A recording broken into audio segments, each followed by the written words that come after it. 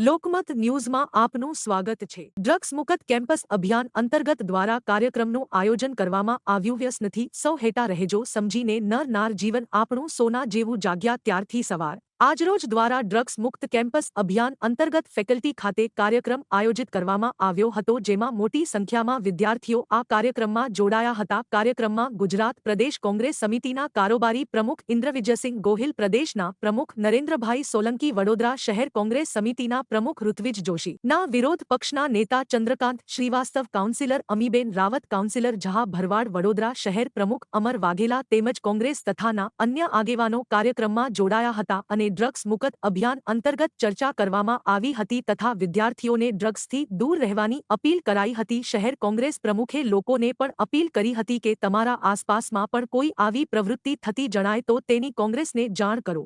જાગૃત અને જવાબદાર युवान तरीके में प्रोजेक्ट किया जाए तो हमारा ये एक रोल है, एक उद्देश्य है कि कैंपस के आसपास जितने भी इतने ड्रग्स एडिक्ट कहूँ छूँ ये कई दूर छे मारू ओळखाण छे। તમે ઓર્ડર આપ્યો એનો ઉમેદ હશે અને આવતા વખત તમે જોશો કે મેં શું કરી બતાડ્યું છે। હું બોલતો વધારે નથી, પણ હું તમને બેહતર વસ્તુ કહું છું।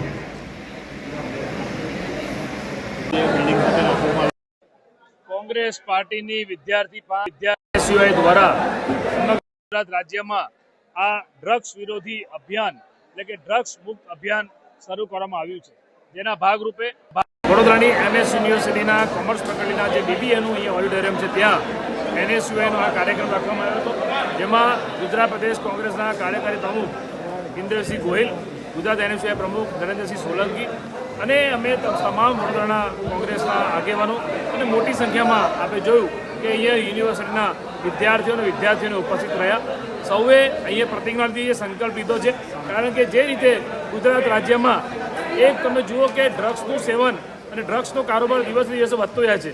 આ ગુજરાતની ભાજપ સરકાર ખાસ કરીને તમે જુઓ કે યુવાનો જે ભણી ગણીને ગ્રેજ્યુએટ થઈને બહાર નીકળે એને રોજગાર તો નથી આપી શકતી, સારું શિક્ષણ નથી આપી શકતી અને સસ્તા ભાવમાં શિક્ષણ નથી આપી શકતી, પરંતુ એ યુવાનોને ગેરમાર્ગે દોરવા માટે આ અલગ અલગ કેમ્પસમાં જે ડ્રગ્સનું ચલણ વધ્યું છે એના વિરોધમાં આ એક મુહિમ શરૂઆત કરી છે, જે આખા ગુજરાત રાજ્યમાં અને વડોદરા શહેરમાં પણ અલગ અલગ કેમ્પસમાં આ મુહિમને અમે લઈને જઈશું અને આપણા માધ્યમથી યુવાનોને અને વિદ્યાર્થીઓના પરિવારજનોને પણ વિનંતી કરીએ છીએ કે આવા આપણા વિસ્તારમાં કોઈ પણ જગ્યાએ તમને એવું દેખાય, શંકા જાય કે ખુલ્લેઆમ ડ્રગ્સ, સરસ ને ગાંજો વેચાય છે, ત્યારે તમે કોંગ્રેસ પાર્ટીનો સંપર્ક કરી શકો છો।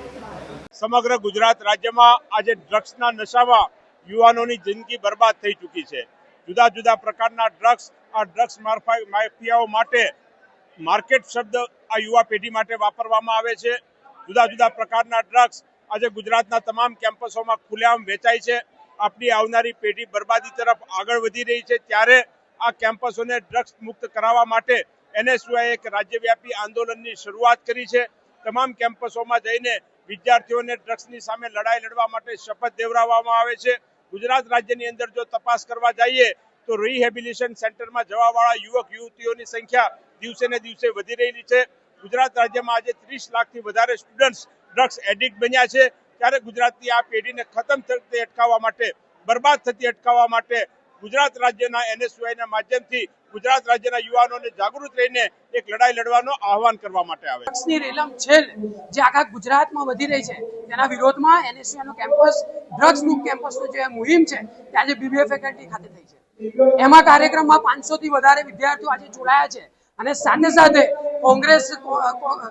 પ્રદેશ કોંગ્રેસ સમિતિના કાર્યકારી પ્રમુખ ઇન્દ્રવિજયસિંહ ગોહિલ, એનએસયુઆઈના પ્રદેશ પ્રમુખ નરેન્દ્રસિંહ સોલંકી, સાથે વડોદરા શહેરના કોંગ્રેસ સમિતિના પ્રમુખ ઋત્વિજભાઈ, સાથે સેવા સદનના વિરોધ પક્ષના નેતા ભત્તુભાઈ તેમજ કોંગ્રેસ અને એનએસયુઆઈના અગ્રગણ્યો આજે ઉપસ્થિત છે।